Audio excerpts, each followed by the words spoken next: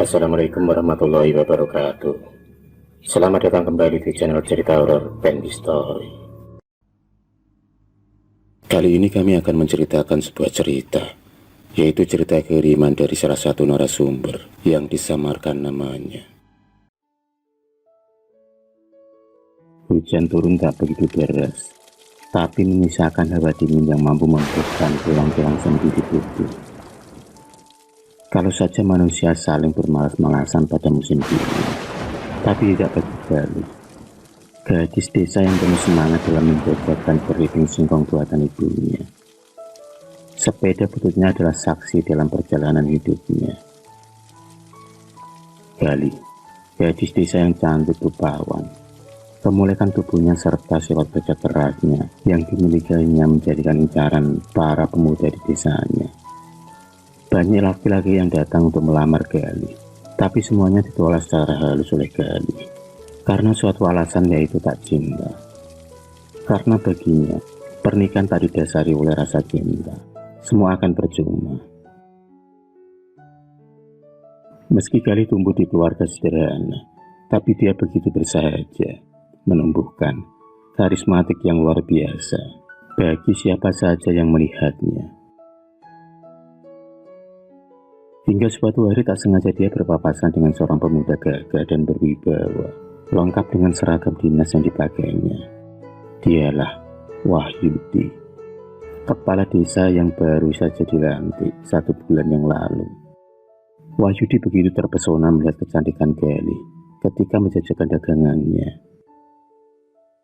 Hidung mancung serta lesung pipi ditambah kulit putih yang dimilikinya membuat Wahyudi tak percaya kalau dia hanya seorang gadis dari kalangan menengah ke bawah. Andaikan saja Gali mendapat sedikit polesan perawatan dari salon, tentu saja akan menjadikannya seorang gadis yang paling cantik di desanya.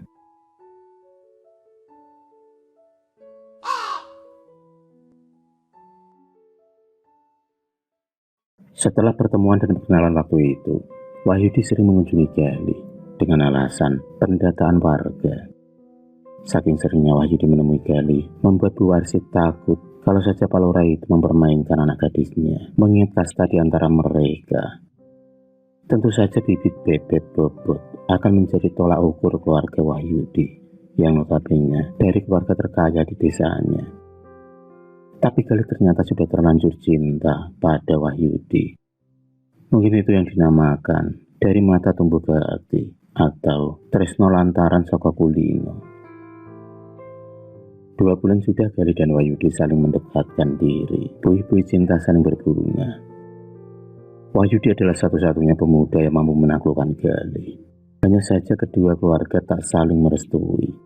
Dengan terpaksa, mereka harus rela menjalin hubungan kasih secara diam-diam. Suatu hari mereka bertemu dan melepaskan rasa rindu. Agar tak ada warga yang melihat, Wahyudi mengajak Gali bertemu di sebuah gubuk persawahan. Disinilah kisah kelam Gali dimulai. Entah mengapa cuaca mendadak mendung dan tak selang beberapa lama kemudian, hujan deras pun melanda. Rasa rindu dan cinta tumpah menjadi satu. Gali terbuai dengan rayuan Wahyudi. Seperti kumbang yang menghisap madu, Wahyudi terus saja menghujani kata-kata cinta, sampai Gali percaya kalau Wahyudi adalah laki-laki istimewa di hatinya.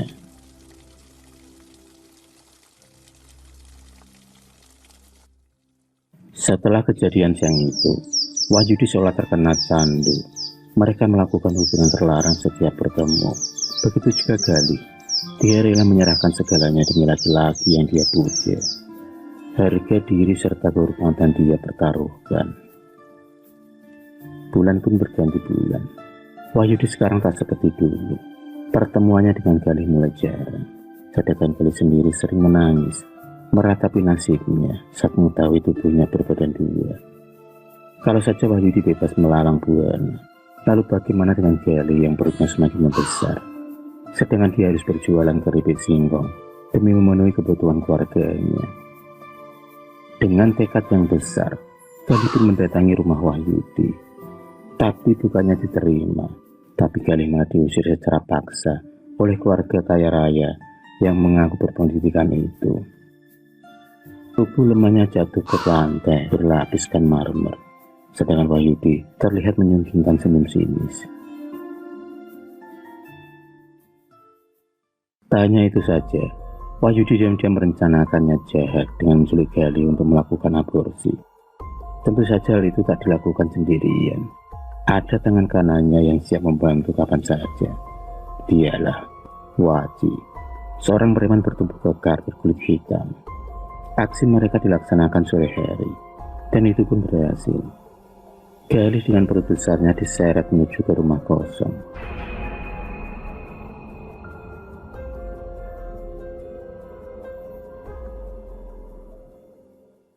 Dia pun meronta meminta belas kasihan kepada Wahyudi, tapi tangisannya tak dihiraukan oleh Waji. Wahyudi menjambar rambut serta memukul Gali, lantaran Gali tak menyetujui permintaannya untuk aborsi. Dia menganggap gadis miskin itu hanya mengincar hartanya, dan tak pantas bersanding dengan seorang yang bermartabat. Suatu malam, hingga akhirnya diam-diam dia melarikan diri saat Waji lengah dalam penjagaannya. Hujan deras serta gelapnya malam tak menyurutkan niat Gali lari dari tangan Waji. Baru saja membuka pintu, Waji mengetahui niat Gali untuk kabur. Dengan cepat, Gali lari sekuat tenaga. Ilalang serta jalan berbatuan tak menghentikan langkahnya. Di bawah derasnya hujan, Gali lari sekuat tenaga hingga tak menyadari kalau bahaya ada di depannya. Kakinya tak sengaja terpeleset dan terjatuh pada sumur tua. Gali pun meninggal secara mengenaskan. Wahyudi pura-pura tak tahu dengan kejadian sebenarnya. Dia menyebar berita kalau Gali meninggal karena bunuh diri.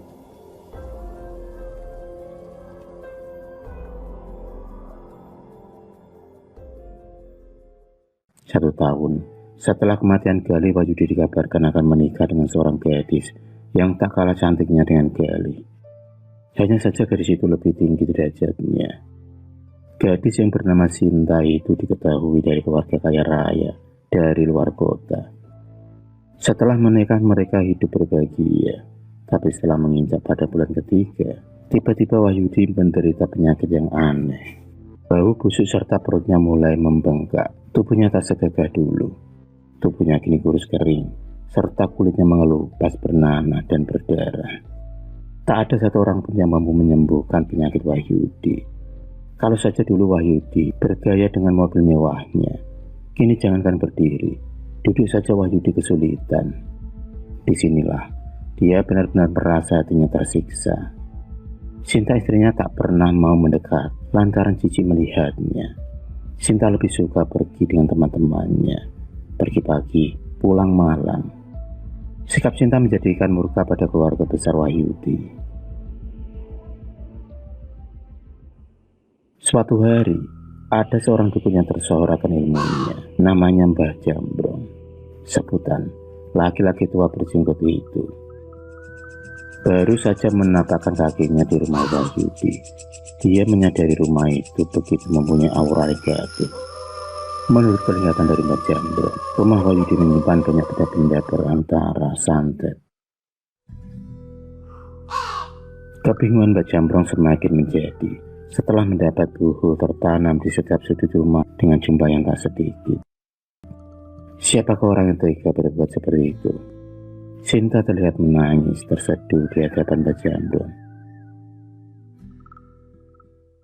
Di hari berikutnya, Sinta secara diam-diam mendatangi rumah Mbah Wagi, seorang dukun yang selama ini dipercaya mencelakai suaminya sendiri. Dia menginginkan suaminya mati secara pelan-pelan dan tersiksa. Tapi kedatangannya kali ini untuk meminta Mbah Wagi segera mencabut nyawa Wahyudi. Dan itu benar adanya. Sepulang dari rumah Mbah Wagi, rumah mewah Wahyudi itu sudah berkumpul sanak saudaranya.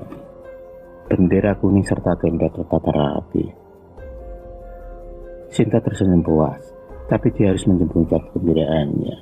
Sinta dengan air mata palsunya memeluk serta meminta maaf di hadapan jasad suaminya.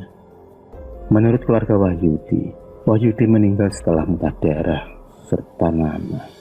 Nyawanya tak bisa tertolong lantaran terlambatnya tim medis ke lokasi. Jenazah Wahyudi mengeluarkan bau busuk serta matanya yang sulit dipejamkan. Naudzubillah. Setelah 40 hari kematian Wahyudi, baru diketahui kalau Sinta adalah adik kandung Galih yang diadopsi keluarga orang kaya di luar kota. Sinta menuntut balas atas apa yang dulu pernah dilakukan pada Galih. Nyawa harus dibayar dengan nyawa, meski harus ditempuh dengan jalan pintas.